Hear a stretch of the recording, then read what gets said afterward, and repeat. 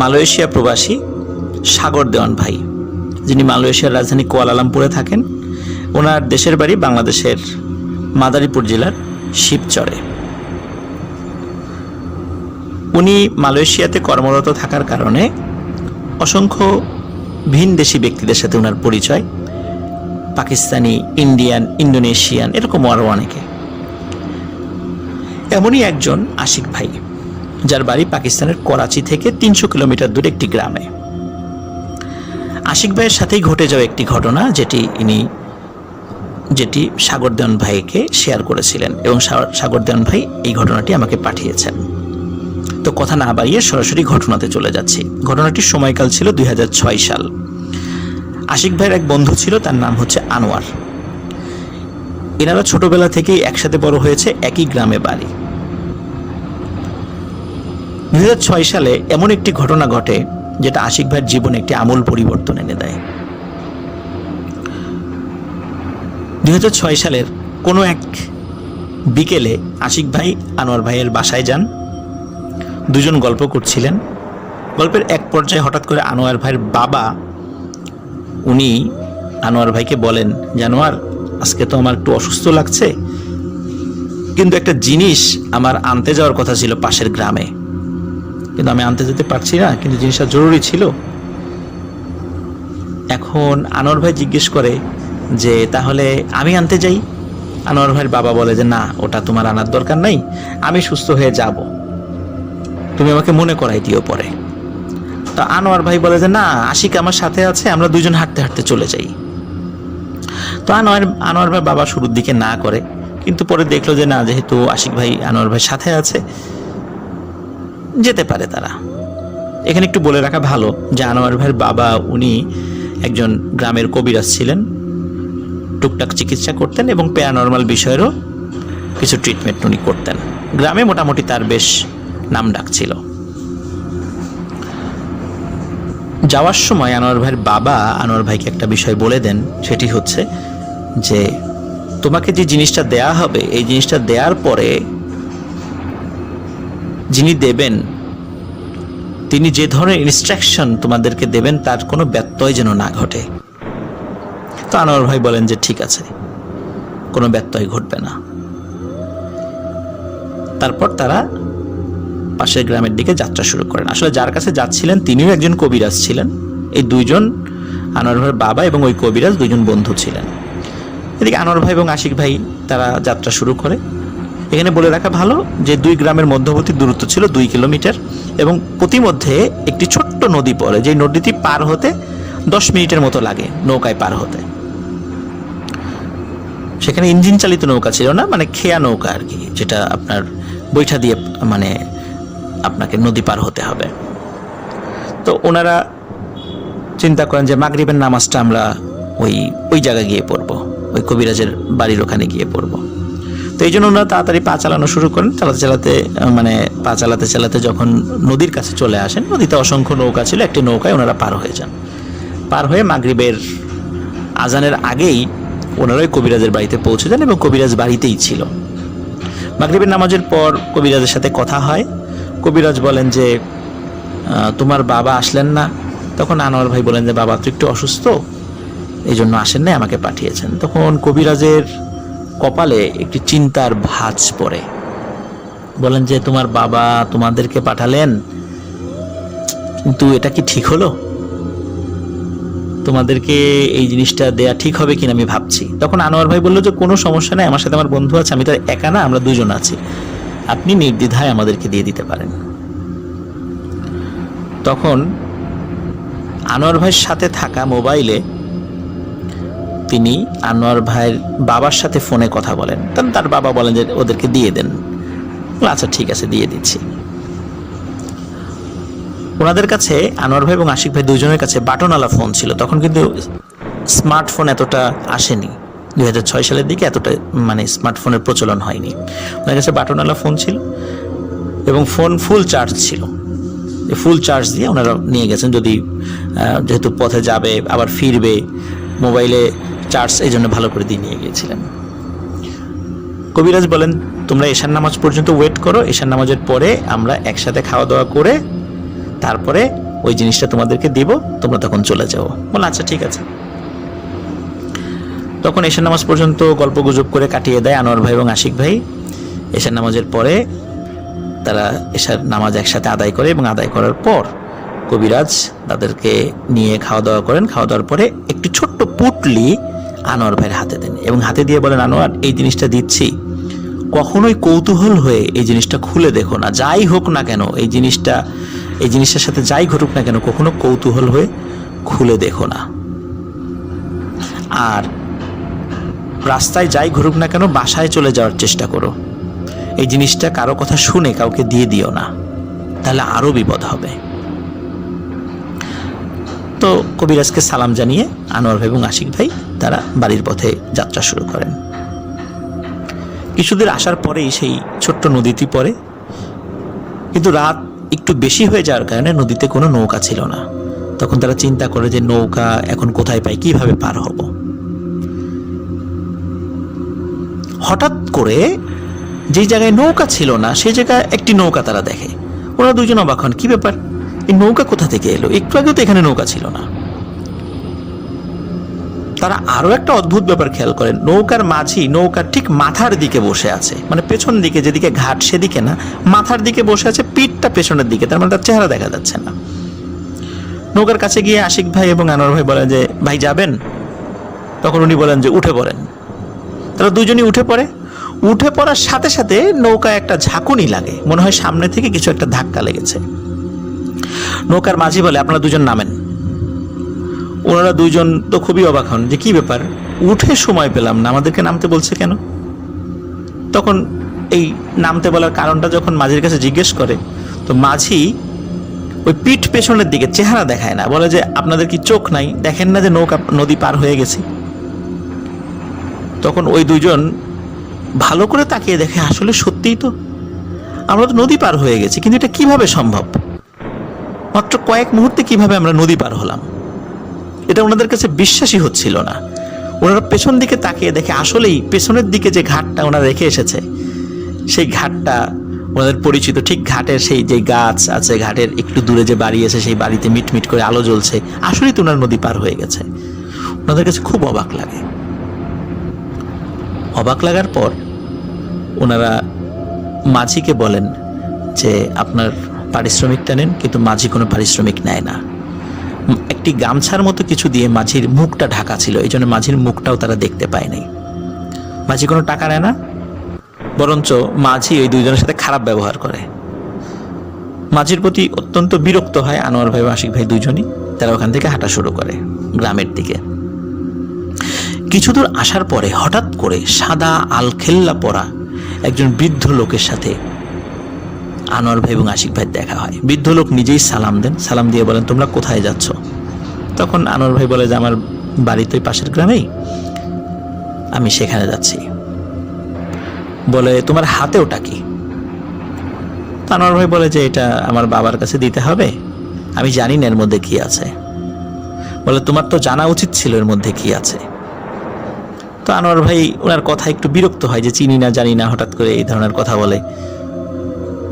উনি বলে যে আমার এটা জানার কোনো প্রয়োজন নাই, আমার আগ্রহও নাই, এটা আমি আমার বাবার কাছে দিয়ে দিব। তখন ওই মুরব্বী বলে, এটা তোমরা নিয়ে যেও না, এটা নদীতে ফেলে দাও। তো ওনার এই কথা শুনে আনোয়ার ভাই খুব বিরক্ত হয়, বলে চিনি না জানি না, হঠাৎ করে সেই ধরনের কথা জিজ্ঞেস করছে, আবার বলে এটা নদীতে ফেলে দাও। উনি সাফ সাফ উত্তর দিয়ে দেন যে এটা নদীতে ফেলবো না, আপনার কথায় কেন ফেলবো, এটা আমি আমার বাবার কাছে দিয়ে দিব।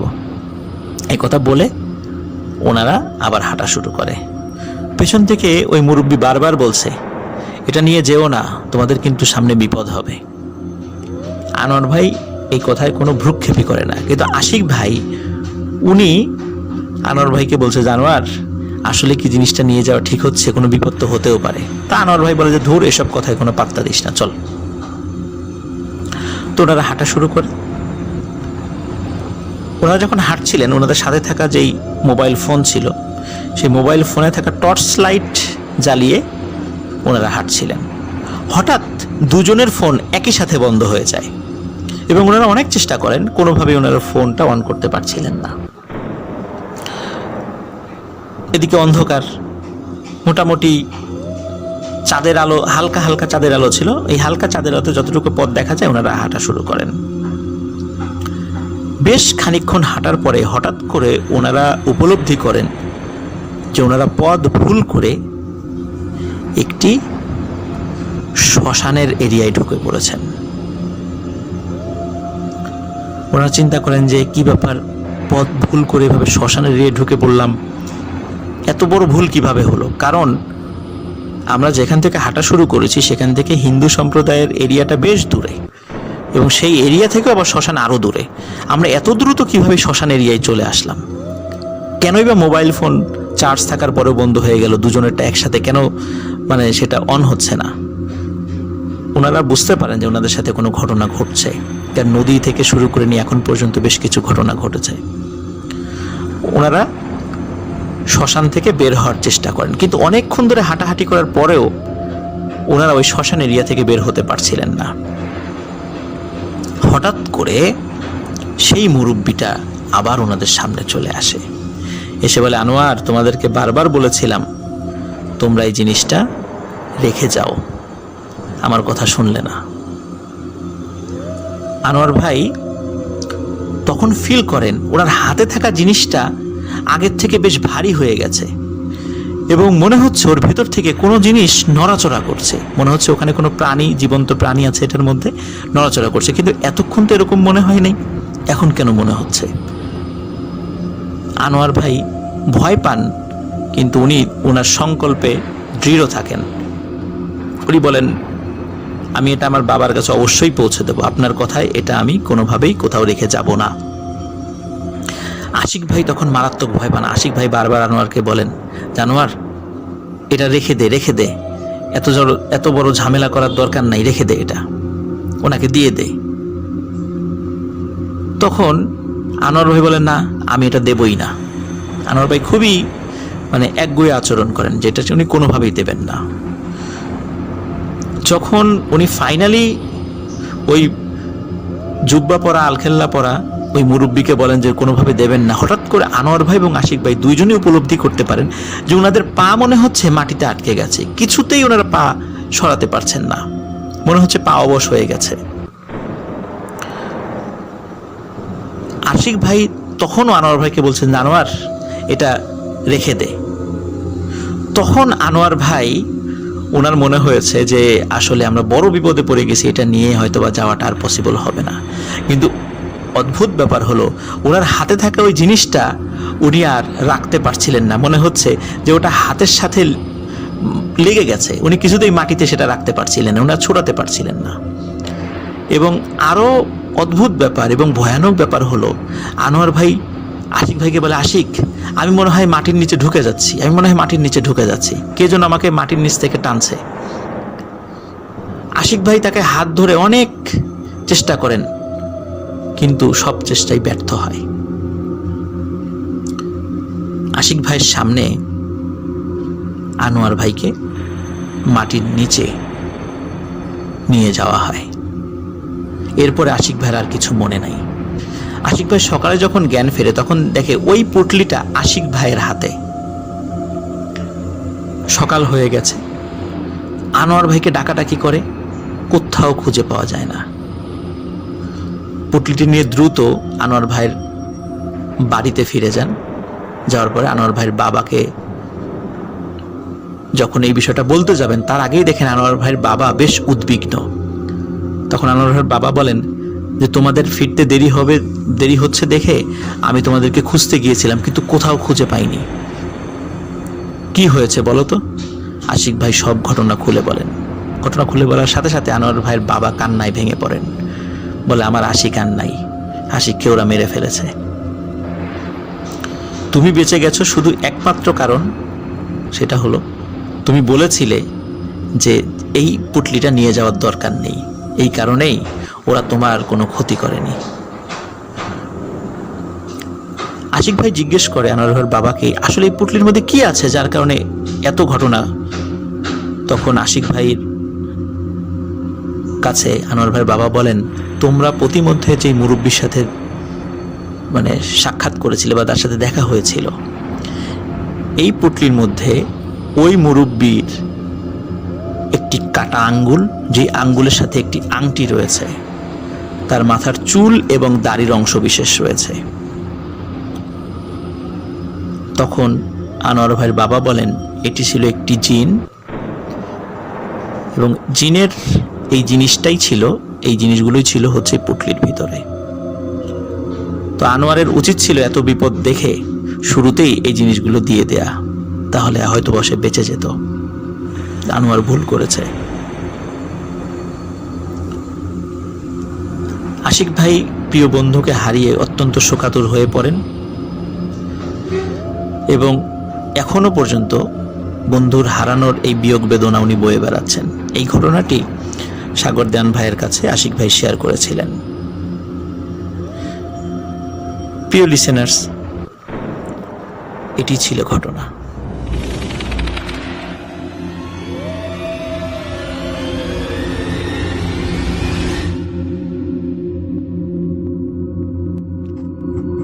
প্রিয় লিসেনার্স, এই মুহূর্তে যে স্টোরিটি আমি আপনাদের সাথে শেয়ার করতে যাচ্ছি, এই স্টোরিটি পাঠিয়েছেন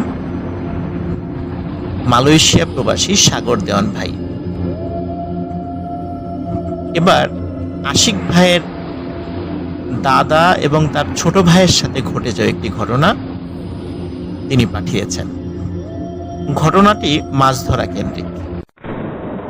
ঘটনাটি আমার কাছে খুবই অন্যরকম লেগেছে। এমন ঘটনা সচরাচর আসলে পাওয়া যায় না। আশা করি ঘটনাটি আপনাদেরও ভালো লাগবে। কথা না বাড়িয়ে চলে যাচ্ছি সরাসরি ঘটনায়। প্রিয় লিসেনার্স, ঘটনাটির সময় অনেক আগে, 1950 সালের দিকে। আশিক ভাইয়ের দাদা, তার নাম ছিল সরফরাজ, এবং তার ছোট ভাইয়ের নাম ছিল শাহনেওয়াজ।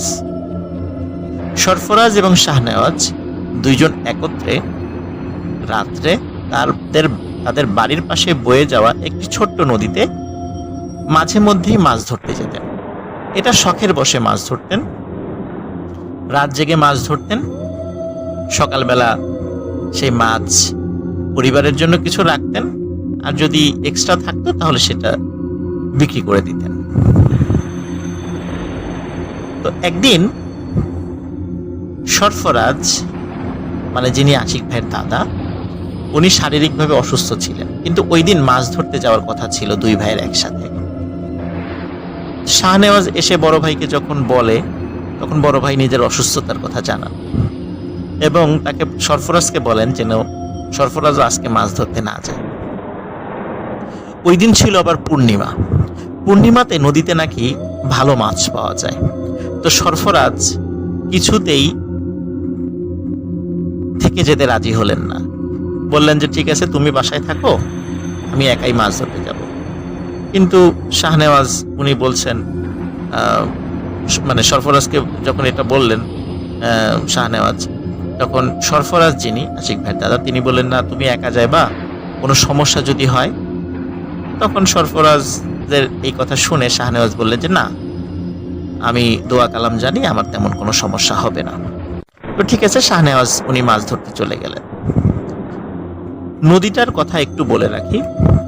নদীটা ছোট্ট নদী, এপাশ থেকে ওপাশ নৌকা চালিয়ে যেতে সর্বোচ্চ 10 মিনিট সময় লাগে, এবং চাঁদের আলোতেও এপার থেকে ওপার স্পষ্ট দেখা যায়। অনেকেই নদীতে মাছ ধরতে আসেন রাতের বেলা, একটু দূরে দূরে তারা জাল পাতেন। তো সেই দিনও যেহেতু পূর্ণিমা ছিল,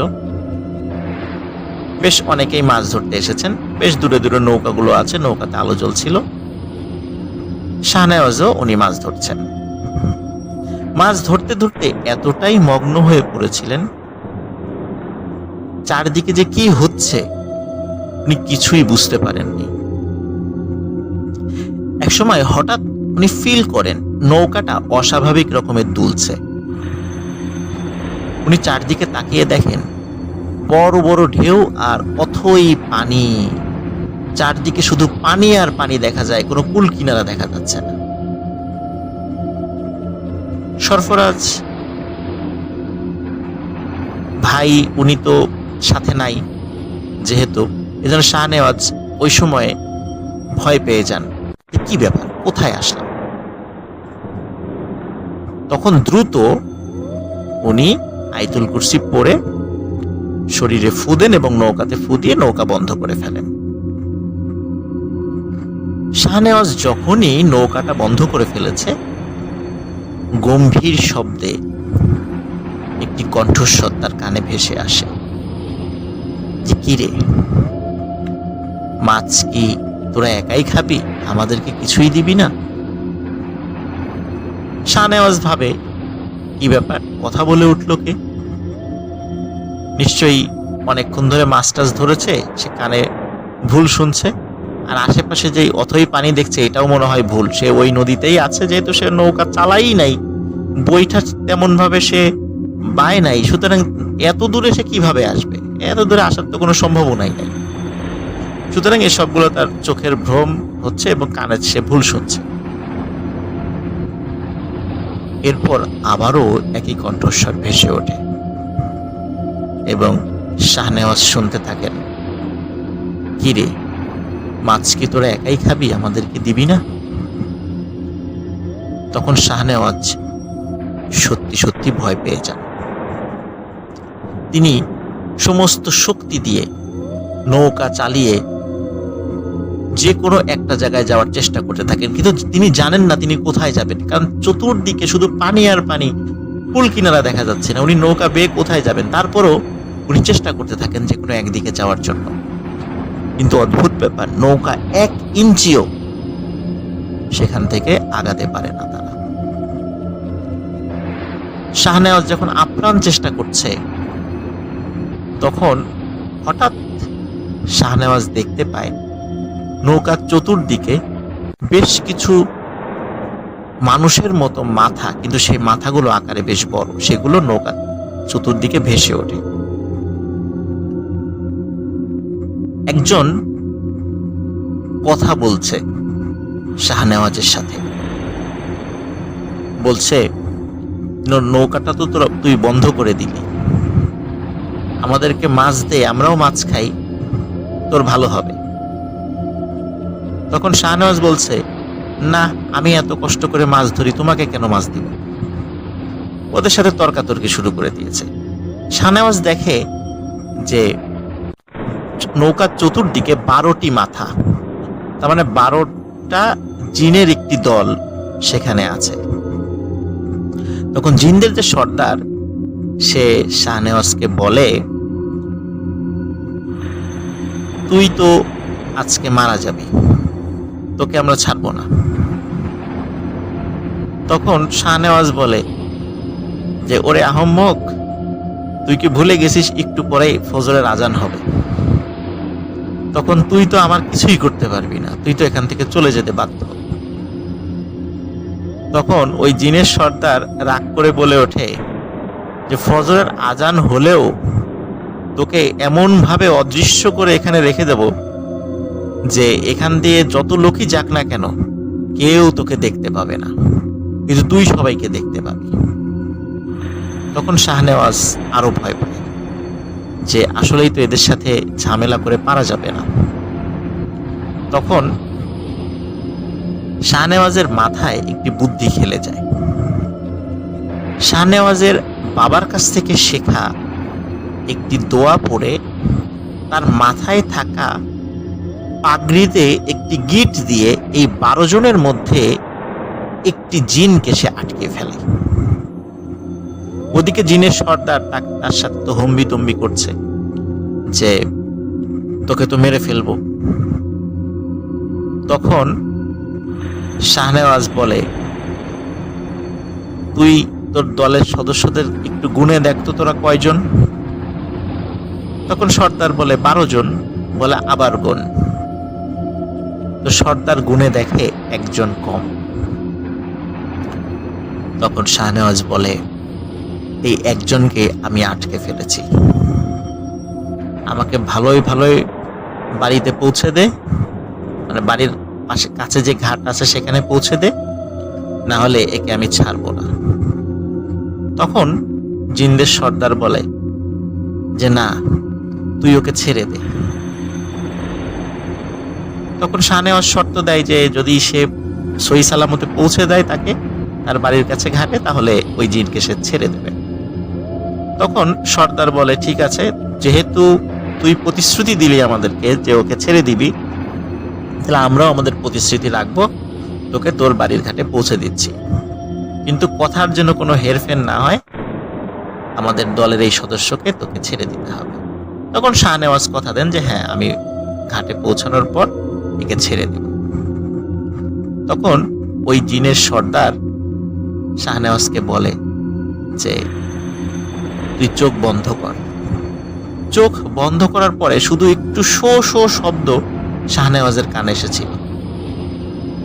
কয়েক মুহূর্ত পরেই শাহনেওয়াজকে ওই জিনের সর্দার বলে, এবার চোখ খোল। শাহনেওয়াজ চোখ খুলে দেখে যে সে তার বাড়ির কাছে যেই ঘাটটা, নদীর ঘাট, সেখানে নৌকা সহ সে চলে এসেছে। ফজরের আজান দেবে দেবে ভাব। তখন জিনের সর্দার বলে, এবার আমার দলের এই সদস্যকে তুই ছেড়ে দে। ওই সময় শাহনেওয়াজের মাথায় একটি দুষ্টু বুদ্ধি খেলে যায়, যেটি তার জীবনের জন্য কাল হয়ে দাঁড়ায়। সে তখন জিনের সর্দারকে বলে যে না, এই সদস্যকে আমি ছাড়বো না, একে আমি আমার কাছে রেখে দেব, একে দিয়ে আমি কাজ করাবো, আমার যখন মনের ইচ্ছা করবে তখন আমি ছেড়ে দেব। তখন জিনের সর্দার বলে যে তুই তো প্রতিশ্রুতি দিয়েছিলি আমাদেরকে, দেখে ছেড়ে দিবি, আমরা তো আমাদের প্রতিশ্রুতি রেখেছি, তোর তো ক্ষতি করি নাই, তাহলে তুই কেন আমার দলের এই সদস্যকে ছাড়বি না? বলে না, আমি ছাড়বো না, আমি আমার প্রতিশ্রুতি রাখলাম না, একে দিয়ে আমি কাজ করাবো। তখন জিনের সর্দার বলে, তুই কিন্তু কাজটি ভালো করলি না, কারণ প্রতিশ্রুতি দিয়ে ভঙ্গ করাটা কিন্তু মোটেই উচিত নয়। আমরা জিন হয়ে তোর সাথে প্রতিশ্রুতি রক্ষা করলাম, আর তুই আশরাফুল মাখলুকাত হয়ে তুই প্রতিশ্রুতি ভঙ্গ করলি। তখন শাহনেওয়াজ বলে যে হ্যাঁ, ভঙ্গ করলাম, একে দিয়ে আমি কাজ করাবো। আসলে শাহনেওয়াজের মাথায় একটা দুষ্টু বুদ্ধি খেলে গিয়েছিল। সে চিন্তা করেছিল, যেহেতু একে আটকে ফেলেছি, একে দিয়ে আমি কাজ করাবো, এমন একটি প্ল্যান তার মাথায় কাজ করে। কিন্তু আসলে তার এই প্ল্যানটা মোটেও ভালো ছিল না। যাই হোক, শাহনেওয়াজ বাড়িতে চলে আসেন। চলে আসার পর শাহনেওয়াজ চিন্তা করে যে বড় ভাইকে বিষয়টা বলবো, তিনি কি মনে করবেন। তখন বড় ভাইকে উনি কিছু বলেন না, বরং বড় ভাইকে গিয়ে, মানে বড় ভাই যিনি সরফরাজ, যিনি আশিক ভাই দাদা, তাকে গিয়ে বলেন যে বড় ভাই, তোমার কষ্ট করে রাত্রেবেলা মাছ ধরতে যাওয়ার দরকার নাই, আমি একাই মাছ ধরবো, কোনো সমস্যা নেই, তুমি বাসায় থাকো। তো বড় ভাই বলে যে কি ব্যাপার, আমরা একসাথে মাছ ধরতাম, তুমি আবার কেন একা একা মাছ ধরতে চাচ্ছ? তখন বলে যে না, আমি একাই মাছ ধরবো, তুমি দেখবা যে অনেক মাছ পাচ্ছি আমি। তো বড় ভাই আসলে শুরুর দিকে কিছু বুঝতে পারে নাই। উনি বলে যে ঠিক আছে, তুমি যদি একা মাছ ধরো আমার কোনো সমস্যা নেই। এখন প্রতিদিন শাহনেওয়াজ যে কাজটি করেন সেটা হচ্ছে ওনার মাথার ওই পাগড়িটা উনি সাথে নিয়ে যান, বিশেষ ওই পাগড়িটা যেটাতে একটি গিট দিয়ে, দোয়াপুর একটি গিট দিয়ে একটি জিনকে উনি আটকে ফেলেছিলেন। উনি যখনই নৌকা নিয়ে মাছ ধরতে যেতেন, তখনই ওই 12টা জিনের যেই দলটা ছিল তার মধ্যে একটা তো বন্দী ছিল, আর ওই যে সর্দার সহ আরো 10 জন, মোট 11 জন, তারা ওই নৌকার কাছে এসে হাজির হতো। এসে বলতো যে শাহনেওয়াজ, আমাদের দলের এই সদস্যকে ছেড়ে দে। তখন শাহনেওয়াজ বলতো যে ঠিক আছে, তাহলে আমাকে মাছ ধরে দে, তাহলে বিবেচনা করব। তখন কি করতো যে ওই জিনেরা তাদেরকে শাহনেওয়াজকে মাছ ধরে দিত, এত পরিমাণে দিত না যাতে করে মানুষের মনে সন্দেহ হতে পারে, মোটামুটি ভালো মাছ ধরে দিত। এখন শাহনেওয়াজের বড় ভাই সরফরাজ উনি দেখে কি ব্যাপার, শাহনেওয়াজ তো ভালোই মাছ ধরতে পারে একা একা গিয়ে, তা আমি আর না যাই। এদিকে শাহনেওয়াজও বড় ভাইকে বলে যে ভাই, তোমার যাওয়ার দরকার নেই। এই জন্য আসলে সরফরাজ, যিনি আশিক ভাইয়ের দাদা, উনি শাহনেওয়াজের সাথে ওইভাবে মাছ ধরতে যাওয়ার আর ইচ্ছা পোষণ করেন। কিন্তু কেন যেন সরফরাজের মনে একটি সন্দেহ জাগে যে কি ব্যাপার, আসলে কি ঘটছে, শাহনেওয়াজ এত মাছ কিভাবে পায়। কিন্তু আসলে শাহনেওয়াজ যে জিনদেরকে দিয়ে কাজ করিয়ে নিচ্ছে এটি তিনি বুঝতে পারেন নাই। একদিন সরফরাজ শাহনেওয়াজকে খুব ভালো করে ধরে যে কি ব্যাপার, সত্যি করে বলতো আসলে ঘটনা কি? আমি মাছ ধরতে যাওয়ার কথা বললেই আমাকে সাথে নিস না, অবশ্য ভালোই মাছ পাচ্ছিস, ঘটনা কি? তখন শাহনেওয়াজ সব ঘটনা খুলে বলে। খুলে বলার সাথে সাথে সরফরাজ খুবই ভয় পান, বলে তুই কাজটা মোটেও ভালো করিস নাই, কারণ প্রতিশ্রুতি দিয়ে ভঙ্গ করা এটা কিন্তু উচিত হয় নাই। আর সবচেয়ে বড় কথা, একটা জিনকে অন্যায়ভাবে বন্দি করে রাখা হয়েছে, তারা তো তোকে পৌঁছে দিয়েছিল, তারপরে উচিত ছিল তাকে ছেড়ে দেয়া। এখন তো এরা যে কোনো ভাবে তোর উপর প্রতিশোধ নেওয়ার চেষ্টা করবে, এখন কি হবে? তো তুই এই জিনটাকে ছেড়ে দে। তখন শাহনেওয়াজ বড় ভাইকে প্রতিশ্রুতি দেয় যে সেই জিনটাকে সে ছেড়ে দেবে। কিন্তু আসলে এই প্রতিদিন এত মাছ পাওয়ার একটা নেশা আর জিনদেরকে দিয়ে কাজ করিয়ে নেয়ার একটা অভ্যাস, এইভাবে টানা কয়েক মাস হওয়ার কারণে ওনার মধ্যে এক ধরনের একটা অলসতা এবং এক ধরনের অদ্ভুত মজা উনি পেয়ে গিয়েছিলেন। উনি তাদেরকে দিয়ে কাজ করিয়ে মজা পেতেন। একদিন উনি মাছ ধরতে গেছে, সেই দিনটিও কোনো কারণে পূর্ণিমার দিন পড়ে গেছে। মাছ ধরতে যাওয়ার পর তখন দেখে হঠাৎ করে যে 11টি মাথা আবার ভেসে উঠেছে। জিনদের সর্দার বলে, কি শাহনেওয়াজ, কেমন আছিস? শাহনেওয়াজ সে স্বাভাবিকভাবেই চিন্তা করে যে জিনরা তো আমার কাছে একটু দায় টাকা আছে, তো এত ভদ্রভাবে উত্তর দেওয়ার খুব দরকার নাই। তো সে খুব তুচ্ছ তাচ্ছিল্য ভাবে জবাব দেয়। তখন জিনের সর্দার বলে, শাহনেওয়াজ, তোর পাগড়িটা কোথায়, যে পাগড়িটা প্রতিদিন পরে আসত? তো শাহনেওয়াজ বলে, কেন, মাথায় তো আছে। তাই বলে শাহনেওয়াজ যখনই মাথায় হাত দিয়েছে তখনই শাহনেওয়াজের সমস্ত শরীর ভয়ে কেঁপে ওঠে।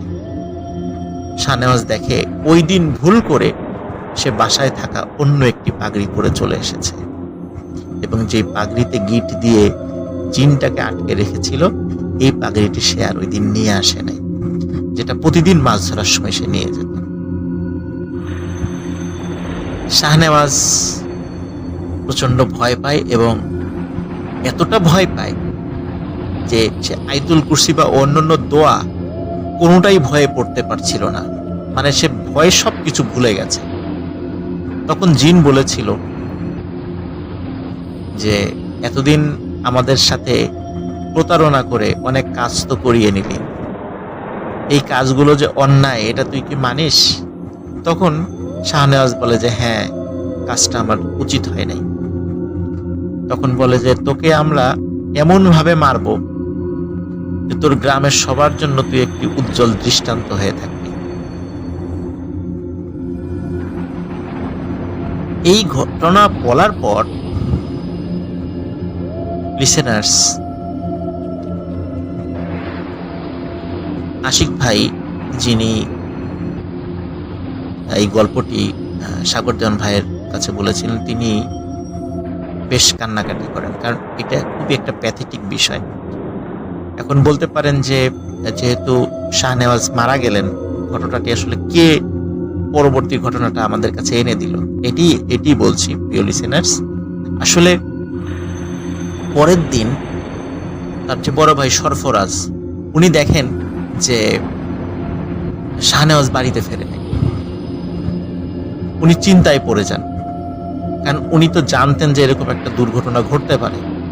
শাহনেওয়াজ যদি প্রতিশ্রুতি যেহেতু রক্ষা করে নাই জিনদের সাথে, তো উনি সকালবেলায় অন্যান্য যারা মাঝি মাল্লা যারা আছে, যারা মাছ ধরতে গিয়েছিল জেলে, তাদের সাথে কথা বলা শুরু করে। তারা বলে, হ্যাঁ, সরফরাজ তো রাত্রেবেলা গিয়েছিল, কিন্তু তারপরে আমরা তাকে দেখি নাই। তখন গ্রামের সবাইকে এই ঘটনাটি খুলে বলে, শাহনেওয়াজের কথা আর কি, সরফরাজ খুলে বলার পর সবাই মিলে শাহনেওয়াজকে খুঁজতে থাকে, একদিন, 2 দিন, 3 দিন, 4 দিনের দিন একটি বিষয় সবাই লক্ষ্য করে। 4 দিনের মাথায় দেখা যায় নৌকার একটি নৌকার তো 2টা মাথা থাকে, দুপাশে চোখা থাকে, তো একটা মাথা নদীর তলদেশ থেকে ভেসে উঠেছে আর আরেকটা মাথা নিচের দিকে। সবাই সেই নৌকার কাছে যায় এবং যখন সরফরাজকেও ডাকা হয়, আশিক ভাইয়ের দাদাকে, তখন বুঝতে পারেন এটি হচ্ছে তাদের সেই নৌকা, যেই নৌকায় শাহনেওয়াজ মাছ ধরতে বের হয়েছিল।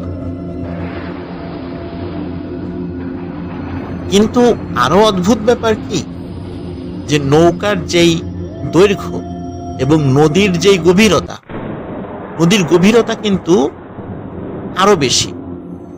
নৌকাটা যদি খাড়া করে ডুবিয়ে দেয়া যায় তারপরেও নদীর তলদেশে পৌঁছাবে না, কিন্তু কিভাবে এই নৌকাটা খাড়াভাবে পানির মধ্যে ভেসে উঠেছে। সবাই নৌকাটা নাড়ানোর চেষ্টা করে, কিন্তু প্রত্যেকেই ফিল করে এই নৌকাটি শক্ত হয়ে আছে, মনে হচ্ছে নৌকার অপর মাথা মাটির মধ্যে গেড়ে দেয়া। কিন্তু নৌকা তো এত বড় নয়, আর এখানে গভীরতাও বেশি। যাই হোক, সবাই মিলে নৌকাটি টেনে ওঠানোর চেষ্টা করে সকলেই ব্যর্থ হয়। তখন চিন্তা করে সরফরাজ যিনি দাদা, উনি চিন্তা করে যে শাহনেওয়াজের দেহটা কোথায় গেল। তখন অন্যান্য যারা জেলেরা আছে সবাই মিলে এবং সরফরাজ উনি নিজেও ডুব দিয়ে খোঁজার চেষ্টা করে শাহনেওয়াজের দেহটা কোথায়। সবাই দেখে নৌকার একদম নিচের দিকে শাহনেওয়াজের মাথাটা নদীর তলদেশে মাটির মধ্যে ঢুকে আছে এবং দেহটাও উপরের দিকে। কিন্তু অদ্ভুত ব্যাপার সেটা হচ্ছে নৌকাটা এত বড় কেন, কিভাবে হলো? কারণ গভীরতা তো অনেক বেশি। যাই হোক, এই প্রশ্নের উত্তর কখনোই পাওয়া যায় নাই। সবাই অনেক চেষ্টা করেছে শাহনেওয়াজের দেহটা তোলার জন্য, কিন্তু বডিটা তুলতে পারলেও মাথাটা তুলতে পারেনি। কারণ হচ্ছে মাথাটা মাটির মধ্যে ছিল আর বডিটা উপরের দিকে ছিল। যখন টানা হেঁচড়া করে তখন তার বডিটাই মাথা থেকে খুলে চলে আসে, বডিটাই উপরে আনতে পারে, কিন্তু মাথাটা তুলতে পারেনি। তখন সারা গ্রামে শোকের ছায়া পড়ে যায়। শাহনেওয়াজকে মাথা ছাড়াই দাফন করা হয়। আরো অদ্ভুত ব্যাপার, মাসের পর মাস, বছরের পর বছর ওই নৌকা ওই রকমই ছিল। যখন বর্ষাকালে নদীর পানি অনেক বেড়ে যায়, নদীর পানি যেভাবে বাড়ে নৌকার মাথাটাও সেই তালে তালে ঠিক ততটুকুই ভাসতে থাকে। নদীর পানি যদি 50 বাড়ে, ওই নৌকার মাথাটাও ঠিক উপরে সামান্য একটু অংশ দেখা যায়। তার মানে হচ্ছে যে নৌকাটি নদীর পানি বাড়ার সাথে সাথে সেটা ডোবে না। এটি একটি অদ্ভুত ব্যাপার ছিল। অনেকেই নৌকার যখন বর্ষাকালে অনেক পানি হয়ে গেছে, অনেকেই চিন্তা করেছে তাহলে তো নৌকাটা মনে হয় মাটির থেকে ছুটে উপর দিকে ভেসে আছে। কিন্তু সেটাকে যখন নাড়ানোর চেষ্টা করছে তখন তারা ফিল করেছে না, এই নৌকাটা এখনো মাটির ভেতরেই প্রথিত আছে। কিন্তু তাহলে বর্ষার পানি বাড়ার পরেও নৌকার মাথা কেন পানির উপরে দেখা যাচ্ছে? এভাবে অনেক দিন এরকমই ছিল। কোনো একটি খরার সময় যখন নদীর পানি অনেক কমে যায়, তখন যত কমে যায় নৌকাটা ততটা আস্তে আস্তে নিচে নামতে থাকে। একসময় নদীর পানি যখন শুকিয়ে গিয়েছিল, সেই সাথে নৌকাটিও তলদেশের সাথে চিরতরে মিলিয়ে যায়। বেশ কয়েকজন গর্ত খুঁড়ে নৌকার অস্তিত্ব খোঁজার চেষ্টা করলেও ওই নৌকার অস্তিত্ব আর কখনো খুঁজে পাওয়া যায়নি। আর ওই দিন থেকে, যেই দিন থেকে শাহনেওয়াজ